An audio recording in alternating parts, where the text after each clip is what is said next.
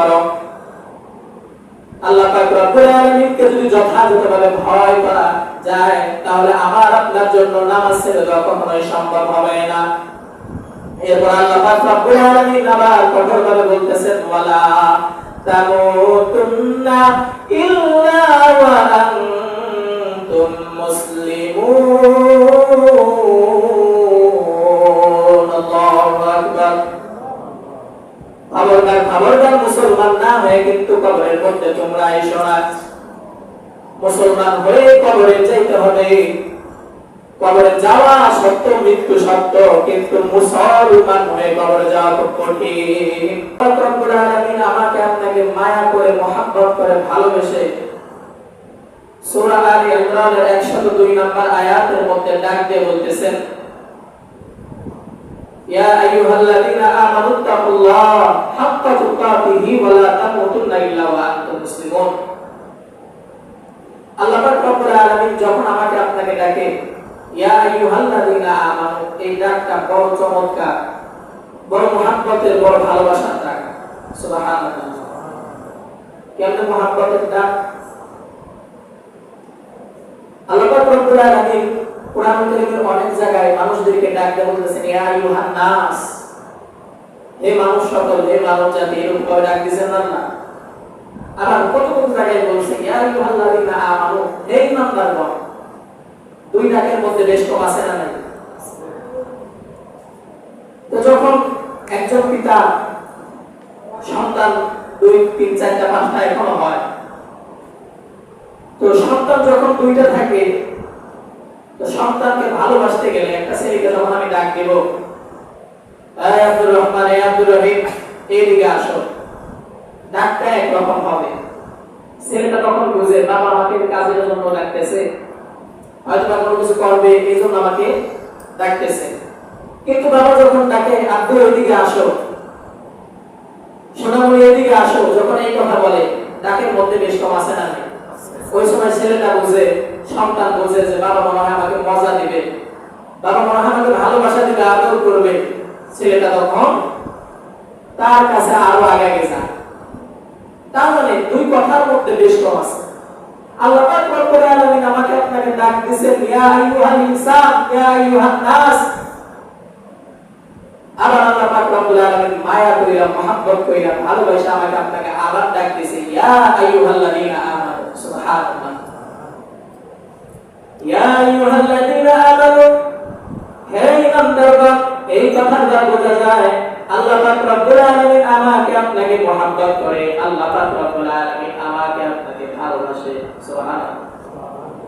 এরপর আল্লাহ পাক রব্বুল আলামিন বলতেছেন ইয়া আইয়ুহাল্লাযীনা আমানু তাকুল্লাহ, হে ঈমানদারগণ, তোমরা আমি আল্লাহকে ভয় করো। কাকে ভয় করার কথা বলতেছে? আওয়াজ দিয়ে বলেন না, কাকে ভয় করার কথা বলতেছে? আল্লাহ পাক রব্বুল আলামিনকে ভয় করার কথা বলতেছে। এরপর আল্লাহ পাক রব্বুল আলামিন আরো কঠোরভাবে বলতেছে হাক্কা তুকাতিহি, ভয় করার মতন ভয় করো। ভয় করার মতন ভয় করো মানে যথাযথভাবে ভয় করো, যেভাবে ভয় করা দরকার ওইভাবেই ভয় করো।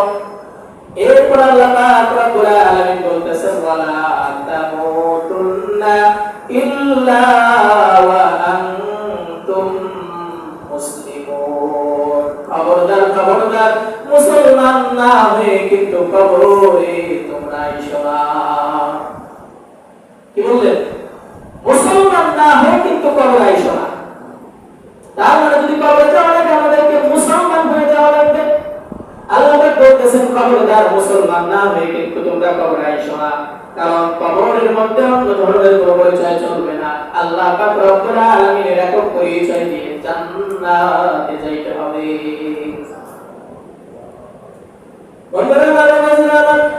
মুসলমান কাকে বলে? মুসলমানের মধ্যে তফাৎ আছে না নাই? দাঁড়িয়ে রাখলাম তাই বলে মুসলমান, মুসলমানের ঘরে জন্ম নিলাম তাই বলে মুসলমান, এটা মুসলমান নয়। আমরা কিভাবে মুসলমান হইলাম? বাবাই মুসলমান ছিল, ওই জায়গা থেকে আমি ছেলে হয়েছি, আমি মুসলমান, দাদাই মুসলমান ছিল, পূর্বপুরুষ মুসলমান ছিল, ওইভাবে আমরাও মুসলমান হয়েছি।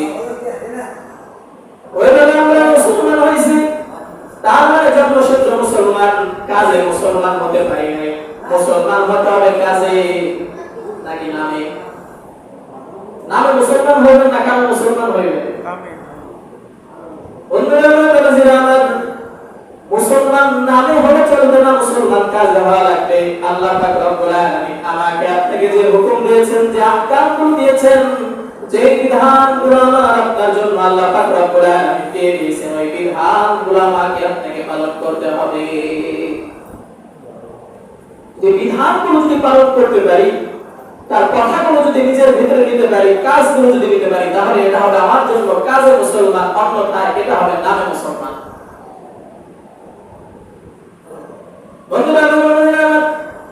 সাধারণভাবে একটা কথা বলি, একটা কথা আমি বোঝাই। একজনের নাম হচ্ছে আব্দুর রহিম, বলেন নাম কি? আব্দুর রহিম। আরেকজনের নাম হচ্ছে দয়াল দাস, নাম কি? দয়াল দাস। একজনের নাম আব্দুর রহিম, আরেকজনের নাম হচ্ছে দয়াল দাস। মুসলমান কারা? কথা বলে না, জোরে বলেন। একজনের নাম আব্দুর রহিম, আরেকজনের নাম হচ্ছে দয়াল দাস। এখানে মুসলমান কি? আব্দুর রহিম মুসলমান কেমনে হলো? কারণ নামে আব্দুর রহিম, মুসলমান বোঝা যায়। আচ্ছা আসেন, আব্দুল শব্দের অর্থ কি? আব্দুল শব্দের অর্থ কি? আব্দুর রহিম মানে কি? আল্লাহর গোলাম, আল্লাহর বান্দা আব্দুর রহিম, এই তো।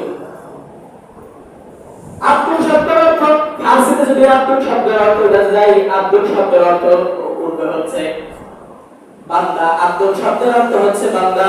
আর যদি আব্দুল শব্দ যদি উঠাইতে চাই আরবিতে, তাহলে এটার নাম হবে গোলাম। এটার নাম হবে কি? আব্দুল শব্দের যদি ফারসিতে উঠাই তাহলে এটা হবে বান্দা, আর যদি আরবিতে উঠাই তাহলে এটা হবে গোলাম। আর যদি বাংলায় যদি আব্দুল শব্দের কথা যদি উঠাইতে চাই, বাংলায় কথা যদি উঠাইতে চাই, তাহলে আব্দুল শব্দের অর্থ হলো দাস। আব্দুল শব্দের অর্থ কি? দাস। আর রহিম হচ্ছে দয়ালু। রহিম কি? দয়ালু। তাহলে এক বেটার নাম রাখছে আব্দুর রহিম, আরেক বেটার নাম রাখছে হচ্ছে দয়ালু দাস। নাম তো ভিড়ে ভিড়ে একটাই, আব্দুর রহিম আরবিতে, আর দয়ালু দাস হচ্ছে বাংলায়। পার্থক্য দেওয়ার উপর। তাহলে হিন্দু আর মুসলমানের পার্থক্যটা কোথায় হলো? আপনি কিন্তু রাগ করেন না, আল্লাহ আকবার। বোঝানোর জন্য কথাগুলো বললাম। তাহলে যে ব্যক্তি হিন্দু, সেও বাজারের মধ্যে যে বিড়ির মধ্যে আগুন ধরায়, বিড়ির মধ্যে টান দেয়। যে দয়াল দাস, সেও বাজারের মধ্যে যে বিড়ির মধ্যে টান দেয়। সে দয়াল দাস নামাজ পড়ে না, তুমিও নামাজ পড়ো না। হিন্দু নামাজ পড়ে না, তুমিও নামাজ পড়ো না। হিন্দু কখনো মসজিদে আসে না, তুমিও মসজিদের মধ্যে আসো না। হিন্দু যাকাত দেয় না, তুমিও যাকাত দাও না। হিন্দু আল্লাহ পাক রব্বুল আলামিনের জিকির করে না, তুমিও আল্লাহ পাকের জিকির করো না। পার্থক্যটা কোথায়? এজন্য নামে মুসলমান হলে হবে না রে মুসলমান, কামে মুসলমান হতে হবে। কামে যদি মুসলমান হতে পারো, এটাই হবে তোমার জন্য সার্থকতা। জোরে জোরে কথা সুবহানাল্লাহ। এজন্য নামে মুসলমান হবেন না, কামে মুসলমান হবেন। কথা কয় না, কথা কয় না। নামে মুসলমান হবেন না, কামে মুসলমান হবেন। যদি কামে মুসলমান যদি হতে পারেন, কামে মুসলমান যদি হতে পারেন, আল্লাহ পাক রব্বুল আলামিন আপনার আমার জন্য সুন্দর করে 8টা জান্নাত আমার জন্য রেখে দিয়েছে। তাহলে এই জন্য আমাকে আপনাকে নামে মুসলমান হওয়া লাগবে না কামে মুসলমান? তাহলে যদি কামে যদি মুসলমান হতে চান, নামাজ বাদ দেওয়া যাবে, রোজা বাদ দেওয়া যাবে, হজ বাদ দেওয়া যাবে, আল্লাহর হুকুম আহকাম জিকির গুলো বাদ দেওয়া যাবে। বন্ধুরা আমার, বাবাজিরা আমার, আল্লাহ পাক রব্বুল আলামিন দুনিয়ার বুকে পাঠাইলেন দয়া করে মায়া করে আপনাকে আমাকে ডাকতেন, ইয়া আইয়ুহাল্লাযীনা আমানু, হে ঈমানদারগণ, ইত্তাকুল্লাহ, আমি আল্লাহ পাক রব্বুল আলামিনকে ভয় করো। আমরা তো সবাই আল্লাহকে ভয় করি, ঠিক না? আল্লাহকে ভয় করেন কারা কারা? আল্লাহু আকবার। সবাই তো আল্লাহকে ভয় করি। আল্লাহ কি মুখে মুখে ভয় করেন না, দিলে দিলে ভয় করেন। কি বলেন? দিলে ভয় করতে হবে, দিলে ভয় করতে হবে, তাহলে মুখে ভয় করলে হবে না। এরপরে আল্লাহ পাককে ভয় করো। কেমন ভয় করবা? হাক্কা তুকাতিহি, ভয় করার মতন ভয় করো, ভয় করার মতন ভয় করো। ভয় করার মতন ভয় দ্বারা বোঝানো হয় যথাযথভাবে ভয় করো।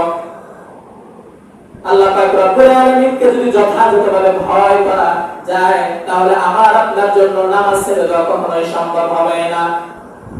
এরপর আল্লাহ পাক রব্বুল আলামিন আবার কঠোরভাবে বলতেছেন, ওয়ালা তামুতুন্না ইল্লা ওয়া আনতুম মুসলিমুন। আল্লাহু আকবার। খবরদার খবরদার, মুসলমান না হয়ে কিন্তু কবরের মধ্যে তোমরা এসো না। মুসলমান হয়ে কবরে যাইতে হবে। কবরে যাওয়া সত্য, মৃত্যু সত্য, কিন্তু মুসলমান হয়ে কবরে যাওয়া খুব কঠিন। মুসলমান হয়ে কবরে যাওয়া খুব কঠিন। পীর হওয়া সহজ, কালের হওয়া সহজ, মোকাম্মেল হওয়া সহজ, সব কিছু সহজ, কিন্তু মুসলমান হয়ে কবরে যাওয়া খুব কঠিন। কথা বলেন ঠিক কিনা? মুসলমান হয়ে কবরে যেতে হবে। কবরের মধ্যে অন্য করে করেছে চলবে? যাওয়ার পরে আপনাকে প্রশ্ন করবে, আমার রব্বটা তোমার রব্ব, আমার দিনটা তোমার দিন কি, আমার নবীটা তোমার নবী কি? এজন্য কবরে যাওয়ার আগে কবরের হিসাব নিকাশ মেলাইতে হবে। কবরে তো যাবেন, কবরে তো আপনার সাথে কেউ যাবে না। দুনিয়ার বুকে এত মানুষের সাথে চলাফেরা করলেন, মানুষের জন্য এত মহব্বত করলেন, এত ভালোবাসলেন, মানুষকে, ছেলে সন্তানকে এত ভালোবাসলেন, এত মহব্বত করলেন, এত মহব্বত করলেন, ওই ছেলে সন্তান আপনার কবরের মধ্যে যাবে না। কথা কি ঠিক বললাম না ভুল বললাম? ছেলে সন্তান কি কবরে যাবে? বলেন না। আপনারা যখন কথা বলতেছেন মনে হইতেছে আপনাদের ছেলে সন্তান মনে আপনাদের সাথে কবরে যাইব, মুখের আওয়াজ নাই। এটা জিনিস আমার খুব খারাপ লাগে। এই যে কথাগুলো বলে আপনারা সঠিকভাবে জবাব দেন না, মনে হয় বোবার মতো ঠান্ডা মাথায় বসে। আপনার কি বোবা নাকি?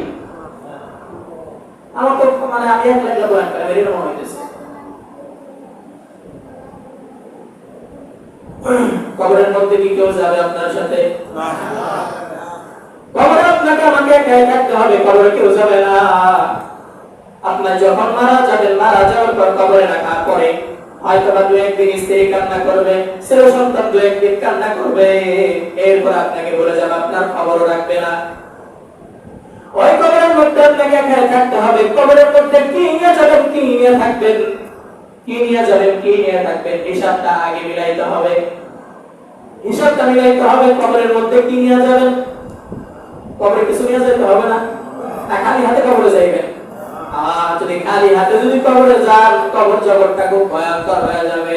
আর যদি আমল নিয়ে, ঈমান নিয়ে মুসলমান হয়ে যদি কবরে যাইতে পারেন, কবরের জিন্দেগি হয়ে যাবে আপনার জন্য শান্তির ঠিকানা। এজন্য কবরকে আল্লাহ নবী বলেন, কবরকে তোমরা ভয় করো। কবরকে গত সপ্তাহে আলোচনার মধ্যে বলছিলাম, আল্লাহ নবী কবর দেখলেই কান্না করতেন, সাহাবায়ে কেরাম কবর দেখলেই কান্না করতেন, ওলিয়া উলায়ে কেরাম তিনারা কবর দেখলেই কান্না করতেন। কারণ কবর এমন একটা জায়গা, ওই কবর এমন একটা জায়গা, আখিরাতের প্রথম খাতির নামই হলো কবর। ওই কবর নামের জায়গার মধ্যে যদি কেউ ধরা পড়ে যায়, আখিরাতের প্রত্যেকটা ঘাটের মধ্যে সে ধরা পড়ে যাবে। কবর নামক ঘাটের মধ্যে যদি কেউ সারা পেয়ে যায়, প্রত্যেকটা ঘাটের মধ্যে সে সারা পেয়ে যাবে। এজন্য কবর জিন্দেগিটাকে আমার আগে ঠিক করা লাগবে। কথা বলেন ঠিক কিনা? কবর জিন্দেগিটা ঠিক করা লাগবে। কবরের মধ্যে কি নিয়ে যাব? কবর বলে আমার কাছে আসার আগে কবর আমাকে আপনাকে প্রত্যেকদিন ডাক দেয়, আনা বাইতুল ওয়াহদা, আমি কিন্তু একা থাকার ঘর। আনা বাইতুল গুরবা, আমি কিন্তু পোকামাকড়ের ঘর। আনা বাইতুত তুরাব, আমি কিন্তু মাটির ঘর। আমি কিন্তু একা থাকার ঘর, আমি কিন্তু মাটির ঘর, আমি কিন্তু পোকামাকড়ের ঘর। আমার কাছে আসবা, খুব হিসাব নিকাশ করে আসবা। আমার কাছে আসার আগে দুনিয়ার বুকে থাকাকালীন নিজের আমলগুলো ঠিক করে নিয়ে আসতে হবে। এজন্য তো আল্লাহ পাক রব্বুল আলামিন বললেন, ওয়ালা তামুতুন্না ইল্লা ওয়া আনতুম মুসলিমুন। খবরদার খবরদার, মুসলমান না হয়ে কেউ মৃত্যুবরণ করিও না। তাহলে এবার বলেন, আমি আপনি যে মুসলমান প্রমাণ কি? হ্যাঁ, আমি আপনি যে মুসলমান প্রমাণ কি? মুসলমান শুধু কাটাইলেই মুসলমান হয় না। কথা বুঝেন ভাই? অনেক ধর্মীদের উপর কাটানো হয়, শুধু কাটলেই মুসলমান হয় না। মুসলমানের মধ্যে পার্থক্য আছে, ঠিক না? মুসলমান হবেন, আল্লাহ বলেন মুসলমান হয়ে কবরে যাবেন। আপনি কি এখন মুসলমানিত্ব শিখতেছেন নাকি? মুসলমানিত্ব শিখতেছেন কি আপনি? মুসলমান এখনই হতে হবে, মুসলমান এখনই হতে হবে। কবরে যাবেন, আপনি জানেন যে অমুক দিকে মারা যাবে, আপনি জানেন? আপনার যে আরো আগামী 5 সেকেন্ড যে আপনার গ্যারান্টি আছে কেউ বলতে পারবে? আল্লাহ পাক রব্বুল আলামিন দুনিয়ার জমিনে গোল দুনিয়া তাম পৃথিবী শাসন করেছিলেন মাত্র 4 জন শাসক দ্বারা। কয়জন? 4 জন শাসক দ্বারা পুরো দুনিয়া শাসন করেছেন। এখন তো বর্তমান শাসন হয়, বাংলাদেশ একজন শাসন করতেছে, ফিলিস্তিন একজন, আমেরিকা একজন, রাশিয়া একজন, এরকম ভাবে আলাদা আলাদা ভাগ করা আছে না? কিন্তু এমন একটা সময় ছিল পুরো পৃথিবী একজন একজন করে 4 জন মানুষ পুরো পৃথিবী শাসন করেছিল। একজনের নাম হচ্ছে বাদশা সুলাইমান, সুবহানাল্লাহ। আরেকজনের নাম হচ্ছে বাদশা যুলকারনাইন, আরেকজনের নাম হলো বখতিয়ার, আরেকজনের নাম হচ্ছে ফেরাউন। এই 4 জন লোককে দিয়া আল্লাহ পাক রব্বুল আলামিন পুরো পৃথিবীটা চালাইছেন। একজনকে পুরো পৃথিবীর রাজত্ব ক্ষমতা দিয়েছিলেন। হযরত সুলাইমান আলাইহিস সালাতু ওয়াস সালাম এমন বাদশা ছিল, সে শুধু মানুষের বাদশা না, পুরো পৃথিবীর বাদশা। শুধু মানুষের বাদশা না, সে পানির বাদশা, মাছের বাদশা, জিনদের বাদশা। তিনি পিপিলিকার কথা পর্যন্ত শুনতে পাইতেন, সুবহানাল্লাহ। এরকম পাওয়ারফুল নবী ছিলেন। ওই পাওয়ারফুল নবীর কাছে সেও চলে গেছেন। নবীরাও মৃত্যুকে ঠেকাইতে পারে নাই, নবীরাও চলে গেছেন। ওলিয়া উলিয়া যারা ছিল তিনারাও চলে গেছেন। আমাকে আপনাকেও যাওয়া লাগবে, কথা কোন ঠিক কিনা? ঠিক। হযরত সুলাইমান আলাইহিস সালাতু ওয়াস সালাম তিনি বাইতুল মুকাদ্দাস যখন বানাইতেছিলেন, জিনদের দ্বারা বাইতুল মুকাদ্দাস বানানো হয়েছিল। এক একটা পাথর এত বড়, কয়েকজন জিন উঁচা করে আইনা ওই পাথরগুলো বসাইছে, সুবহানাল্লাহ। এইরকম পাথরগুলো দ্বারা হযরত সুলাইমান আলাইহিস সালাতু ওয়াস সালাম মসজিদুল আকসা নির্মাণ করলেন। যখন তার মৃত্যু ঘনিয়ে আসলো, মালাকুল মাউত আজরাইল আলাইহিস সালাম যখন তার কাছে আসলো, বাইতুল মুকাদ্দাসের কাজ 4 ভাগের 3 ভাগ হয়ে গেছে, আর 1 ভাগ বাকি আছে। ওই সময় মালাকুল মাউত তার কাছে এসে বসে। তো মালাকুল মাউত আয়েশা হযরত সুলাইমান আলাইহিস সালামকে সালাম দিলেন, আসসালামু আলাইকুম। সুলাইমান আলাইহিস সালাম সালামের জবাব দিলেন। আবার কিছুক্ষণ পরে আবার বলতেছেন, আসসালামু আলাইকুম। আবার সালামের জবাব দিলেন। কিছুক্ষণ পর পর শুধু সালাম দিতেছে। সুলাইমান আলাইহিস সালাম বলে, ভাই তুমি পাগল নাকি? এতবার কেন সালাম দেওয়া লাগবে? কি হয়েছে বলো, আমাকে বলো কি হয়েছে? এত সালাম দিতেছে কেন? তোমার পরিচয় কি? তোমাকে তো আগে দেখি নাই, তোমার পরিচয় কি? জবাব দিতেছে, আমি মালাকুল মাউত, আল্লাহর ফেরেশতা। তো আমার কাছে আসছো কি জন্য? আমার কাছে আসছো কি জন্য? আমার তো কোনো কাজ নাই, তুমি চলে যাও। মালাকুল মাউত বলতেছে, ও সুলাইমান নবী, আপনার কি এতটুকু জ্ঞান নাই যে মালাকুল মাউত যখন কারো বাড়িতে আসে খালি হাতে ফেরা যায় না? খালি হাতে ফেরা যায় না। আমি আপনার কাছে আসি, আপনার রূহটাকে কবজ করে আমি নিয়ে যাব আল্লাহর দরবারে। আল্লাহ পাক আমাকে হুকুম দিয়ে পাঠাইছেন, আমি চলে যাব। সুলাইমান নবী বলতেছে, ভাই সামনের দিকে তাকায় দেখো, মসজিদুল আকসা দেখা যায়। মসজিদুল আকসা আমি দেখা আমি এই যে 3 ভাগ কাজ শেষ করাইছি। আমি যদি দুনিয়ার বুকে না থাকি, জিন জাতি কাজ করবে না, অলস হয়ে যাবে। আমি যদি থাকি তাহলে আমার দেখা দেখি তারা কাজ করবে। আমি যদি থাকি আমার দেখা দেখি তারা কাজ করবে, আমাকে এখন যাওয়া চলবে না। বলে, আল্লাহ পাক তো আমাকে হুকুম করেছে, আমি তো হুকুমের মালিক, আমি তো হুকুমের গোলাম। আমাকে আল্লাহ পাক হুকুম করবেন, হুকুমের দাবিদারি আমাকে করতে হবে। সুলাইমান আলাইহিস সালাতু ওয়াস সালাম বলে, তাহলে আমাকে কিছু সময় দাও। বলে, হ্যাঁ আপনি সময় নিতে পারেন। সুলাইমান নবী সময় নিয়ে সরাসরি আল্লাহ পাক রব্বুল আলামিনের কাছে সিজদা করে গেলেন, ও আল্লাহ, মালাকুল মাউত আমার কাছে আসছে। আমি যদি দুনিয়া থেকে চলে যাই তাহলে তো আমার যে লোকজন আছে আমার যে জিনজাতি আছে ওরা তো মসজিদুল আকসার কাজ বন্ধ করে দিবে, ওরা তো কাজ করবে না। আল্লাহ পাক রব্বুল আলামিন বলতেছে সুলাইমান মৃত্যু যত তোমার কাছে এসে গেছে এটা বাধা দেওয়া যাবে না। সুলাইমান নবীকে আল্লাহ পাক অর্ডার করেন একটা লাঠি নিয়ে তুমি দাঁড়িয়ে থাকো। সুলাইমান নবী ধ্যানমগ্ন হয়ে গেলেন লাঠি নিয়ে। এই মুহূর্তে মালাকুল মউত আলাইহিস সালাম তার রূহটাকে কবজ করে নিয়ে চলে গেলেন। এখন দেখা যাইতেছে হযরত সুলাইমান আলাইহিস সালাম লাঠিটাকে ধরে দাঁড়িয়ে রয়েছেন, কিন্তু সুলাইমান আলাইহিস সালামের ভিতরে রূহ নাই, রূহটা চলে গেছে। আল্লাহ পাক রব্বুল আলামিন ঘুম পোকাছেন না, কানের মধ্যে ঘুম ধরে ঘুম পোকা দ্বারা তার লাঠিটাকে খাওয়াই দিলেন। যখন লাঠিটা খাওয়া শেষ হয়ে গেল, সুলাইমান নবী যখন পড়ে গেল, ওই সময় বোঝা গেল সুলাইমান নবী ইন্তেকাল করেছেন। এর মধ্যে মসজিদুল আকসার কাজ শেষ। আচ্ছা বলেন, দুনিয়ার রাজত্ব পাওয়ার পরে সুলাইমান নবী কি দুনিয়ার বুকে টিকছে? চলে গেছে কিনা? আর দুনিয়ার বুকে রাজত্ব করেছিল বাদশা জুলকারনাইন। বাদশা জুলকারনাইন মৃত্যুর সময় তার সঙ্গী সাথীদেরকে ডাকতে বলতে, যখন সে মরণ অবস্থায়, ও আমার সাথীরা, আমার যখন মৃত্যু হয়ে যাবে, আমার লাশটা যখন দাফন করা হবে, আমার লাশটা যখন কাফন করা হবে, আমার লাশটা জানাজার করে খাটিয়ার মধ্যে শুয়াইয়া হাত দুইটা কাপড়ের ভিতর থেকে বাইর কইরা ভুল বাজারের মধ্যে ঘুরাইবা।